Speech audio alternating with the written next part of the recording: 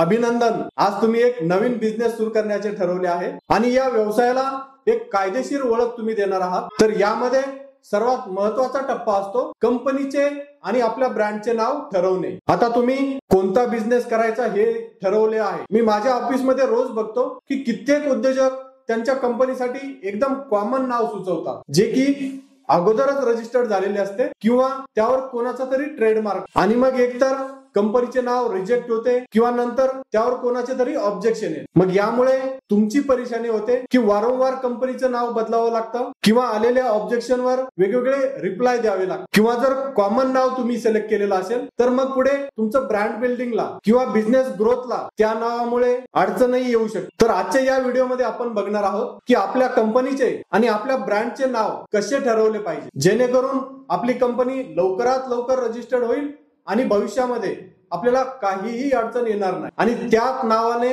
आपला जो ब्रँड आहे किंवा आपली जी कंपनी आहे ती एकदम ग्रोथ लेवलवर जाईल.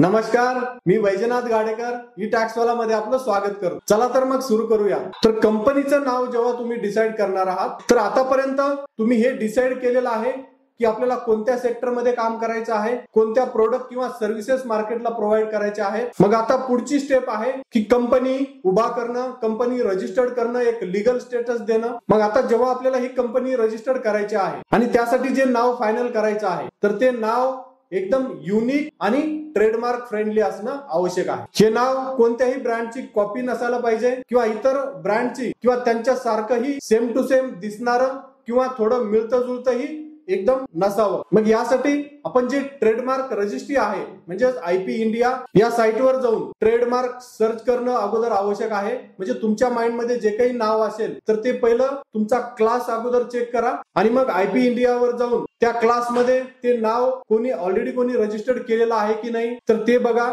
मग असं होतं कधी कधी की तुम्ही वेगवेगळे स्पेलिंग टाकून ते नाव ट्राय करता आणि तिथे तुम्हाला अवेलेबल आहे असं दिसून जातं आणि तुम्ही रजिस्टर्ड करण्याचा प्रयत्न करा. पण इथेही पुढे ट्रेडमार्क इश्यू येऊ शकतो, कंपनी रजिस्ट्रेशन नेम रिझर्वेशन मध्ये इश्यू येऊ शकतो. तर तुम्हाला शक्यतोवर हा प्रयत्न करायचा आहे की आपल्याला मिळतं जुळतं सुद्धा नाव घ्यायचं नाही, सेम टू सेम तर घ्यायचंच नाही, पण मिळतं जुळतं सुद्धा नकोय. आणि तसेच जसं आपण आता IP इंडियावर सर्च केलं तसंच MCA म्हणजे मिनिस्ट्री ऑफ कॉर्पोरेट अफेअर्स म्हणजे जिथे नेम रिझर्वेशन आपण करणार आहोत तर त्या साईटवर जाऊनही तुमच्या माइंड मध्ये जे काही नाव आहे तर ते नाव तिथे टाकायचं आहे आणि तिथेही चेक करायचं आहे की हे नाव आपण जे फायनल केलेलं आहे तर ते अवेलेबल आहे की नाही किंवा त्या नावाशी मिळतं जुळतं नाव ऑलरेडी रजिस्टर्ड झालेलं आहे की नाही. मग तिथे तुम्ही सेक्टर वाईज बघणं आवश्यक आहे. म्हणजे तुम्ही जे नाव फायनल केलेलं आहे तर त्याच सेक्टरमध्ये जर तुमचं ते नाव अवेलेबल असेल तर तुम्ही घेऊ शकता, ट्राय करू शकतो आपण. पण जर सेम सेक्टरमध्ये सेम नाव जर तुम्हाला तिथे दिसत असेल तर ते तुम्ही टाळणं आवश्यक आहे. दुसरी महत्वाची गोष्ट की तुम्ही जे काही नाव फायनल केलेलं आहे तर ते नाव बोलण्यासाठी म्हणजे उच्चारण त्याचं जे होणार आहे तर ते एकदम सोपं असणं आवश्यक आहे आणि आपलं ते नाव जे आहे ते मेमोरेबल म्हणजे कोणाच्याही लवकरात लवकर आठवणीत राहील असं नाव असणं आवश्यक आहे. मग यासाठी तुम्ही एकदम छोटं नाव ट्राय करू शकता जे की ग्राहकांच्या आपल्या लवकरात लवकर लक्षात राहतं. जसे बघा झोमॅटो, पेटीएम किंवा जिओ, बघा छोटे नाव आहे, युनिक आहे, जे की अगोदर कुठेही रजिस्टर्ड झालेले नव्हते. आता हे जे नाव आहे हे काही अगोदरच मार्केटमध्ये होतं असं नाहीये, हे नवीन नाव क्रिएट केलेले आहे. मग आता हे नाव कसे तयार करायचे आहेत हेही आपण बघणार आहोत आजच्या या व्हिडिओमध्ये. तिसरी महत्वाची गोष्ट की आपण जे काही नाव फायनल करणार आहोत, नेम रिझर्वेशन करणार आहोत तर ते आपल्या बिझनेसशी, आपल्या सेक्टर संबंधित असणंही आवश्यक आहे. म्हणजेच आपल्या कंपनीचं नाव किंवा आपल्या ब्रँडचं नाव जर आपल्या सेक्टरशी संबंधित जर असेल तर त्याची ब्रँड ओळख लवकरात लवकर होते, लवकर ग्राहकांच्या लक्षात राहते. जसं बघा तुमचा बिझनेस जर ऍग्रिकल्चरल सेक्टरमध्ये असेल आणि ऍग्री मध्ये काही टेक्नॉलॉजी तुम्ही इम्प्लिमेंट करणार असाल तर ऍग्रीटेक जे आहे एकदम युनिक आहे, लक्षात राहतं. मी हे जे नाव आहे एक्झाम्पल साठी देतो, हे अवेलेबलच आहे असं नाहीये. किंवा कृषी कार्ड, बघा ऍग्रिकल्चरल सेक्टरशी संबंधित आहे आणि काहीतरी ऑनलाईन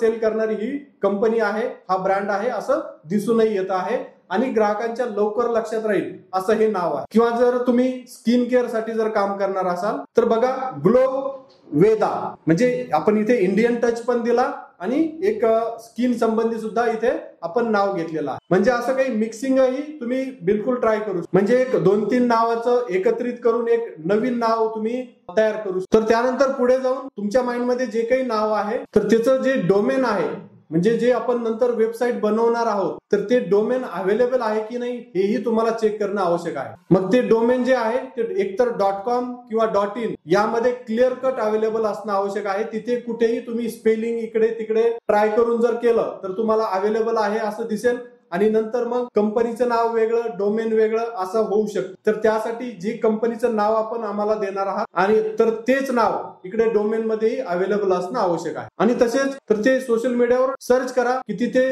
त्याच नावाने कुठे काही रजिस्ट्रेशन आहे का, कोणता बिझनेस चालू आहे का. म्हणजे जेव्हा आपण याचे मार्केटिंग आपल्या ब्रँडची करणार आहोत तर तिथे आपल्याला अडचण नकोय की त्याच नावाने आणखी दुसराही ब्रँड पुढे येतो आहे, मग तिथे आपल्याला मार्केटिंग मध्ये अडचण येऊ शकते. मग यासाठी तुम्ही इन्स्टावर चेक करा, फेसबुकवर चेक करा, युट्यूबवर चेक करा, ट्विटरवर चेक करा, गुगलवर चेक करा, हे सगळीकडे चेक करणं आवश्यक आहे. आणि यापुढे जाऊन तुमचं जे नाव आहे तर त्या नावामध्ये एक इंडियन टच म्हणजे भारतीय स्पर्श देण्याचा प्रयत्न करा. मग तुम्ही ज्या भागातून असाल तर तिथलं काही आकर्षण असेल तर ते जरूर तुम्ही ते नावामध्ये ट्राय करू शकता. आपली जी संस्कृती आहे, जी भाषा आहे किंवा जो स्थानिक एखादा शब्द असतो तर तोही जर ट्राय केला तर अधिक आकर्षक तो होऊ शकतो आणि पुढे चालून एक चांगला ब्रँडही तो शब्द नक्कीच होऊ शकतो. तर तेही तुम्हाला ट्राय करायचं आहे. आणि हे असे जे नाव असतात, जे स्थानिक नाव असतात, हे जनरली अवेलेबल असतात का, कारण ते कुठेही ग्लोबली पोहोचलेले नसतात, ते फक्त आपल्या भागापुरते मर्यादित असतात. तर नक्की अशा शब्दाचाही तुम्ही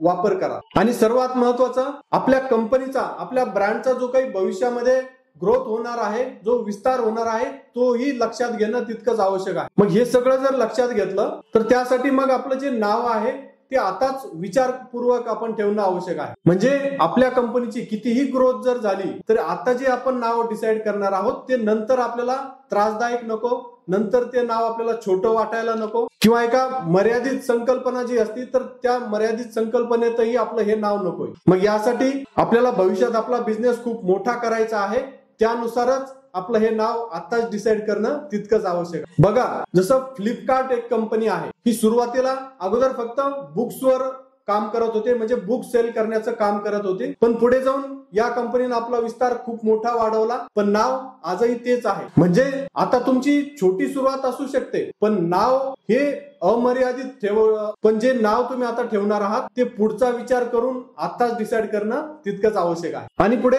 अति महत्वाचं की जे काही नाव आपण कंपनीला देणार आहोत, आपल्या ब्रँडला देणार आहोत, तर ते नाव गव्हर्नमेंटनी स्पेशली रेस्ट्रिक्शन केलेले नसायला पाहिजे. म्हणजेच गव्हर्नमेंटनी प्रतिबंधित केलेले शब्द तुम्हाला टाळायचे आहे. जसे की तुमच्या कंपनीच्या नावामध्ये India, national, central, reserve, union हे जे काही असे नाव आहेत, हे नाव तुम्हाला अशा इझिली मिळत नाही.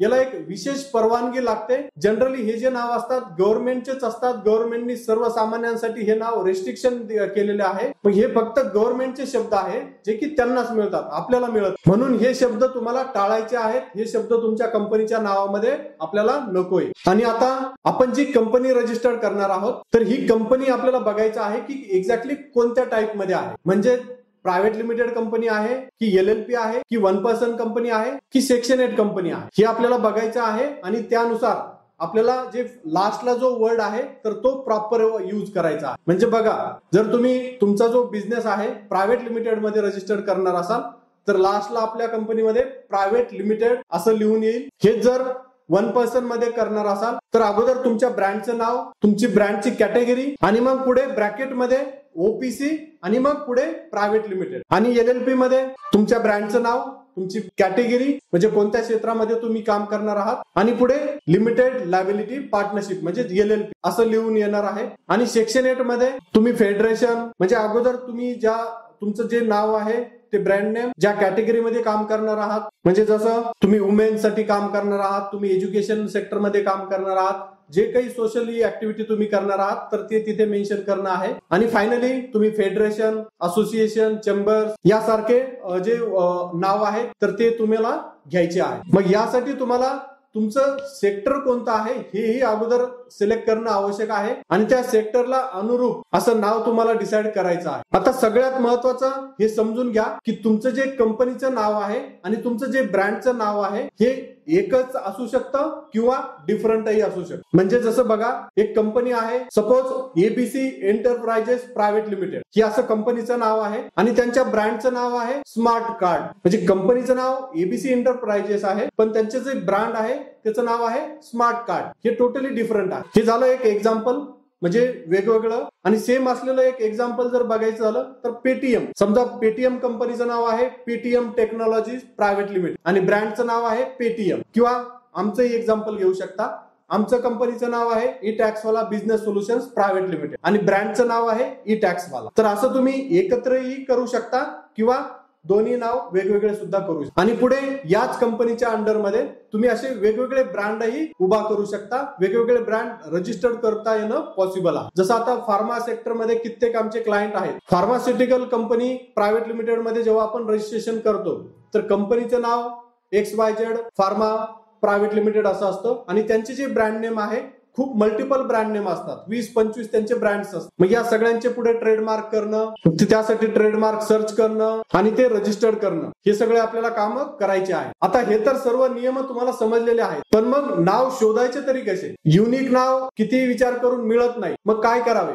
मग यासाठी तुम्ही आता सध्या AI चा जमाना आहे, मग AI ची नक्कीच तुम्ही मदत घेऊ शकता. यासाठी ChatGPT वापरा, जेमिनाय वापरा, त्यांना तिथे योग्य तो प्रॉम्प्ट द्या की मी या सेक्टरमध्ये काम करणार आहे, माझा बिझनेस उभा करणार आहे, अशा अशा नावाने मी बिझनेस करणार आहे, या सर्व्हिसेस हे प्रोडक्ट्स मला सेल करायचे आहेत, मला योग्य ते नाव सजेस्ट करा. असं नाव सजेस्ट करा की जे की ट्रेडमार्क फ्रेंडली असायला पाहिजे, कोणाची कॉपी नसायला पाहिजे, मार्केटमध्ये नसायला पाहिजे, एकदम युनिक नाव, असं डिटेलमध्ये प्रॉम्प्ट द्या. AI तुम्हाला खूप सगळे ऑप्शन्स देईल.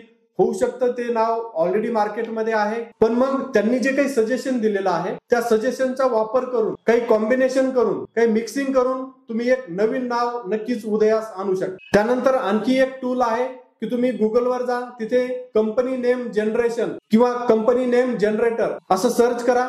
तुम्हाला खूप सारे टूल्स तिथे बघायला मिळेल. ते टूल्स तुम्हाला काही तुमच्या सेक्टरशी संबंधित नाव सजेस्ट करेल. मग त्याची एक असं यादी करून ठेवा आणि AI चे आणि हे जे टूल्स आहे या दोन्हींचे मिक्सिंग करून एखादं नाव नक्की तुम्हाला सापडू शकतं. आणि तसेच तुमचे जे फ्रेंड्स आहे, तुमचं जे फॅमिली आहे, यांच्यासोबत डिस्कस करा. कित्येक प्रश्नांचे उत्तर डिस्कशन मध्ये तुम्हाला मिळतात. मग डिस्कस करा त्यांच्यासोबत की मला असा असा बिझनेस सुरू करायचा आहे, या सेक्टरमध्ये आहे, मला एखादं नाव.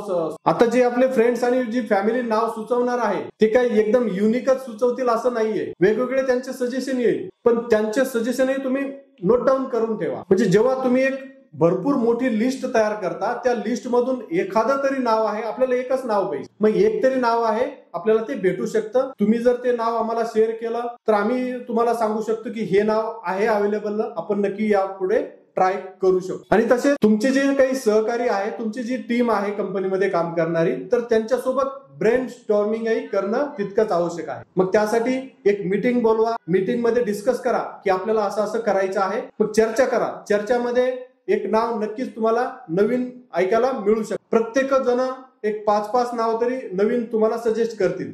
मग या सगळ्यांचं एक एकत्रित करा आणि मग एक नाव आपल्याला फायनल करायचं आहे. तर मग आतापर्यंत आपण जे ऑप्शन्स बघितलेले आहे, जे काही टूल्स बघितलेले आहे, तर ह्या सर्व टूल्स मधून वेगवेगळे नाव शोधा, एकत्रित करा, नोट डाऊन करा. त्या नावापासून वेगळं काही नाव तयार होत आहे का, किंवा जे काही आपण नोट डाऊन केलेलं आहे त्यापैकी एखादं नाव युनिक आहे का, आणि मी जे काही तुम्हाला टूल सांगितलेले आहे, जे काही रूल सांगितलेले आहे त्यावर ते अवेलेबल आहे का, हे सर्व बघणं तुम्हाला आवश्यक आहे. आणि त्यानंतरच आम्हाला तुम्हाला ते नाव सजेस्ट करायचं आहे की आमच्याकडे असं असं नाव आम्ही फायनल केलेलं आहे. मग फायनली ते नाव अवेलेबल आहे की नाही हे प्रत्यक्ष आम्ही बघू शकतो आणि तुम्हाला योग्य तो पॉझिटिव्ह रिस्पॉन्स देऊ शकतो की हो, हे नाव जे तुम्ही सजेस्ट केलेलं आहे ब्रँडेबल नाव आहे, अवेलेबल आहे आणि या नावाने तुम्ही नक्कीच मार्केट कॅप्चर करू शकता, मोठा ब्रँड बनवू शकता. तर आशा करतो की हा जो व्हिडिओ आहे आपल्या कंपनीसाठी किंवा आपल्या ब्रँड नेम फायनल करण्यासाठी नक्कीच तुमची मदत करेल आणि तुम्हाला एक नवीन ब्रँडेबल नाव शोधण्यामध्येही तितकीच मदत करेल. जेवढे एफर्ट्स तुम्ही तुमच्या कंपनीला ग्रो करण्यासाठी पुढे घेणार आहात, तेवढेच एफर्ट्स अगोदर आपल्या कंपनीचा पाया मजबूत करण्यासाठी म्हणजे ब्रँड नेम ठरवण्यासाठी तेवढेच एफर्ट्स तुम्ही घेणं आवश्यक आहे. ते घ्या, प्रॉपर स्टडी करा, तिथे वेळ द्या, तिथे कुठेही कॉपी पेस्ट करण्याचा प्रयत्न करू नका, कारण हा एक कंपनीचा आपल्या कंपनीचा फाउंडेशन आहे. आणि सोबत आम्ही तर आहोतच कंपनीला ग्रो करण्यासाठी, योग्य कन्सल्टेशन करण्यासाठी, योग्य गाईड करण्यासाठी, योग्य रस्ता दाखवण्यासाठी, रोड मॅप बनवण्यासाठी. बाकी तुम्हाला जर काही अडचण येत असेल किंवा तुमचे काही प्रश्न असतील तर जरूर आमच्या खाली दिलेल्या नंबरवर तुम्ही कॉल करा, आमच्या एक्सपर्ट सोबत बोला की मला नाव फायनल करण्यामध्ये अशी अशी अडचण येत आहे, किंवा खाली दिलेल्या कमेंट बॉक्समध्ये तुम्ही कमेंट करू शकता. पण जेव्हा तुम्ही आमच्या एक्सपर्ट सोबत बोलता आम्ही योग्य ती माहिती तुम्हाला देतो, कसं नाव असायला पाहिजे, जेणेकरून पुढे कुठेही आपल्याला अडचण नको, ट्रेडमार्क इश्यू नकोय. मग आता जर वेळ दिला तर पुढे ट्रेडमार्क रजिस्ट्रेशन मध्ये जो होणारा खर्च आहे तो तुम्ही आताच टाळू शकता. तर आशा करतो की हा व्हिडिओ आपल्याला नक्कीच आवडला असेल. तर या व्हिडिओला लाईक करा, चॅनलला आताही सबस्क्राईब केलं नसेल तर आताच सबस्क्राईब करा, म्हणजे आपल्याला पुढे ब्रँड बनवण्यासाठी, आपला बिझनेस मोठा करण्यासाठी, कंपनी मोठी करण्यासाठी आम्ही नक्कीच वेगवेगळे व्हिडिओ घेऊन येत आहोत. तर आताच सबस्क्राईब करा.